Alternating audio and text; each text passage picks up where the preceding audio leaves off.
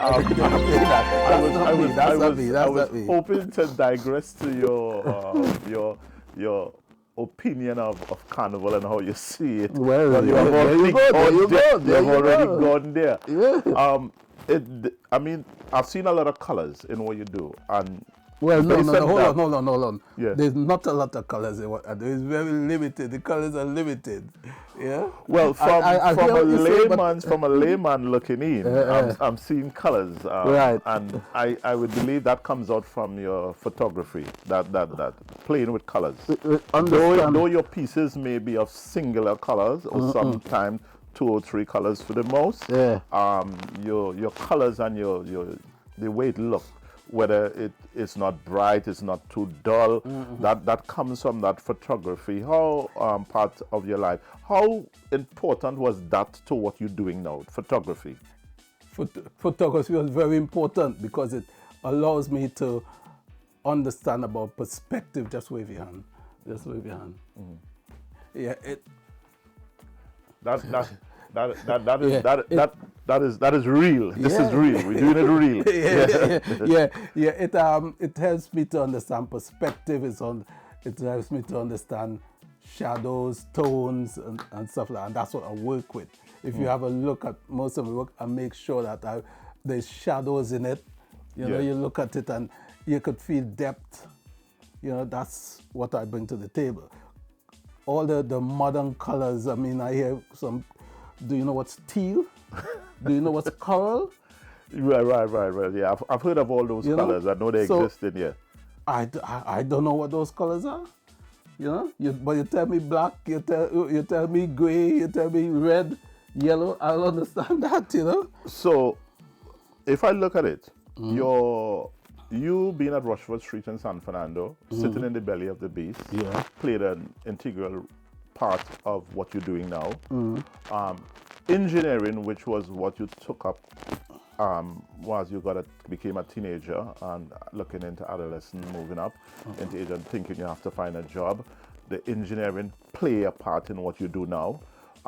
Then you went on to photography, and photography played a part in what you do now. So all those aspects of your existence is sitting with what you're doing at this moment. You're grabbing from each of that. Yeah, you're grabbing from the memory of what you saw outside your godmother in your godmother gallery as you were growing up as a little lad, and then had the opportunity to go out and masquerade with the rest. So you absorb, you hold that into your memory.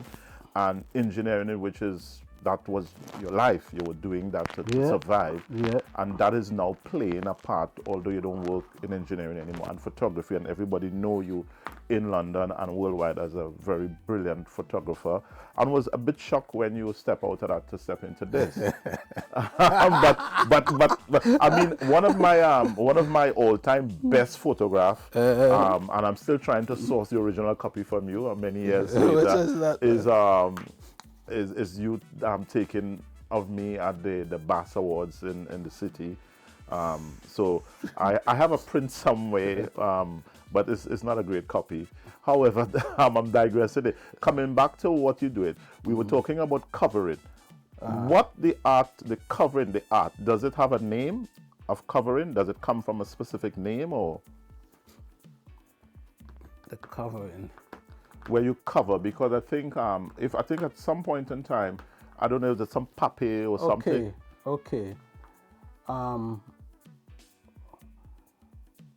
The covering and adorning might be linked, because that's where you go on to put more or less like a skin onto the wire shape. Yeah. Right?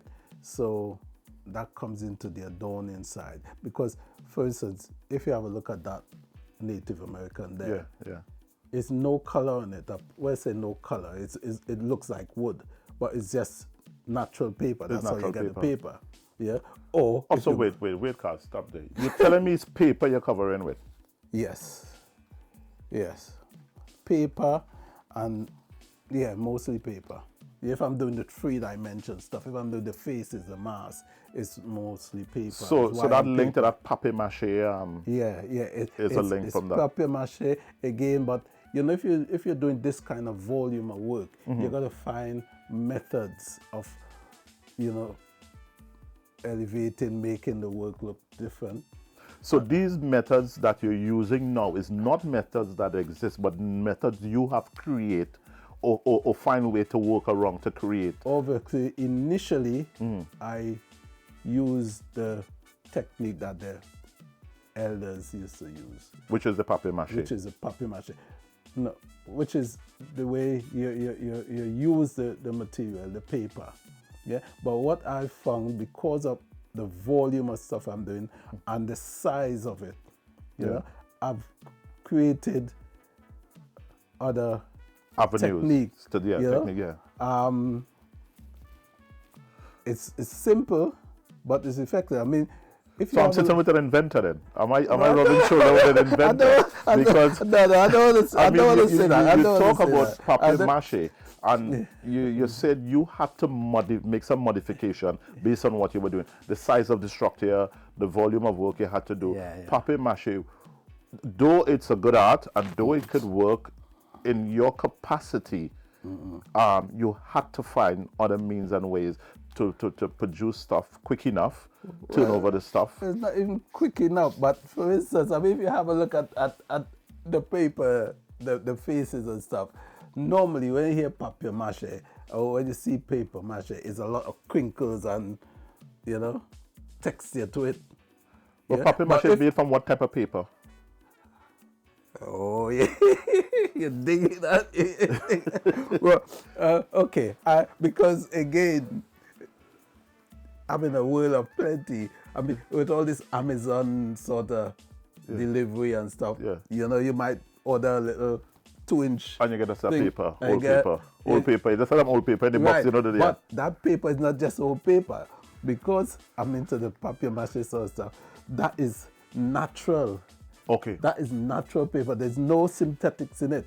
Okay. You know, and if you're going to do papier-mâché, you got to be careful that you're not using paper that's got synthetics in it. Okay. You know, this is 100% natural. Okay, because we understand that paper comes from trees, right? Right. And you want the most original source of paper. Yeah. Because what you're saying, there's a lot of paper that is digressed into different variation. Meaning that they have all these additives in it. Yeah. So you almost want a tree, but you cannot use a tree. Right. But you want the first stage of paper that comes out of the tree. Right. And that is what you're working on. So, you know, if somebody throw a piece of paper, I see a bulk of paper, I take it up and look at it and feel it, and once it's 100%, I see that's like gold. Okay. You know? It's like gold. Listen, I've got a kind of reputation, and sometimes I come in here and there's a pile of paper waiting there because I more or less teach the people in this building to bring paper and bring paper for me. I mean, look at it, it's just bags. So wait. Bags, all them is so you have a paper army. You have an army out there looking for paper. Well, I mean, this is paper in its natural form. Come here and the other day I meet this on the table, you know, natural. That's it. Yeah, but but so now you have the paper. You're gonna know how to work it. If you have a look at that, I mean, the camera can see, but whatever it is, you look at those pieces. You won't believe it's paper because it's so smooth, you know. But there's a technique to it. You don't see it once it's bond. You don't see it, but there's a technique to that. I mean, we're not going to go into the technical side of bonding the paper, but I mean, looking at it with your natural eyes, I don't know if people would be able to see it in its capacity, and I would show some pieces in this interview. You can see where it's bond and where it's joined. Papier-mâché, how old that art is? Nah, that is well before you. I ain't going into the history. I ain't got time to go into the history of papier-mâché and all, so that. Nah. And so papier-mâché is something that when you were seeing these costume that was designed in Trinidad is something that it was doing there. However, you never had the privilege to work with papier-mâché in Trinidad. That happened here with the elders. With the elders in the community. I didn't work on papier-mâché with the elders. I've seen them doing it, you know. Okay. And they would use, as we say, mud, clay. In this society, they use clay to create a if it's a mask, to make a mask of the clay. Yeah. And then they do the papier-mâché. But I've taken it to another stage now because of my ability to manipulate wire. Wire, yeah. I can make a mask out of wire, you know, and that would be like the mold. So under that, there's wire. So under every piece that you make, there is some form of wire there. Yeah. Everything is wire. And none of it is solely based on the papier-mâché, i.e. in the sense of molding and making pieces on papier-mâché alone. Is that possible? Or if it's possible, it's not a very strong structure. You've got to have a structure. It's like, I don't want to go into vacuum for it, but to create, all right, if I want to do multiples of any of those masks, you know, you either take it to a big factory with a vacuum form, but they're still going to make a mold. Yeah.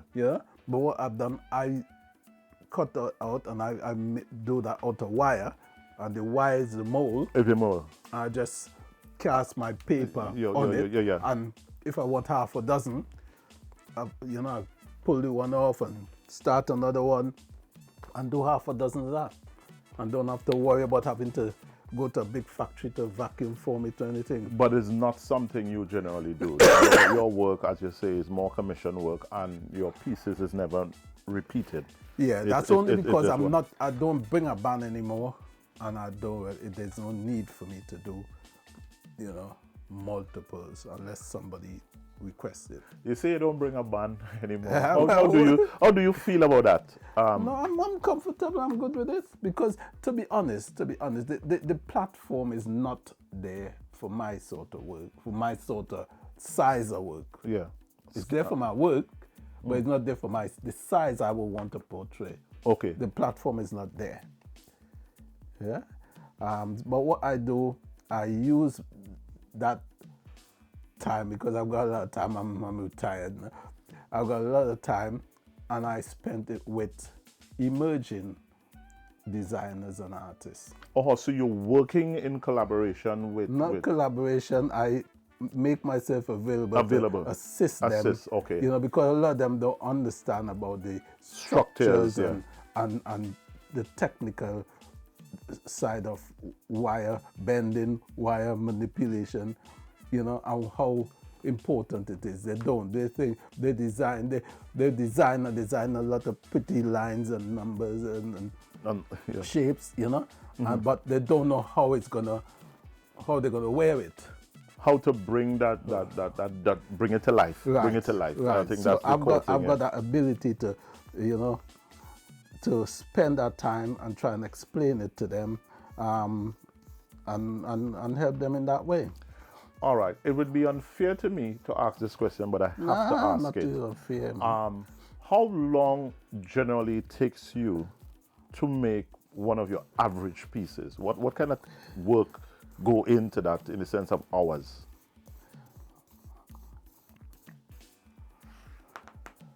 You see, because we're not actually talking about a specific piece of work, it's kind of difficult, right? Yeah. So, I mean... If we look at that headpiece, we look at the headpiece here.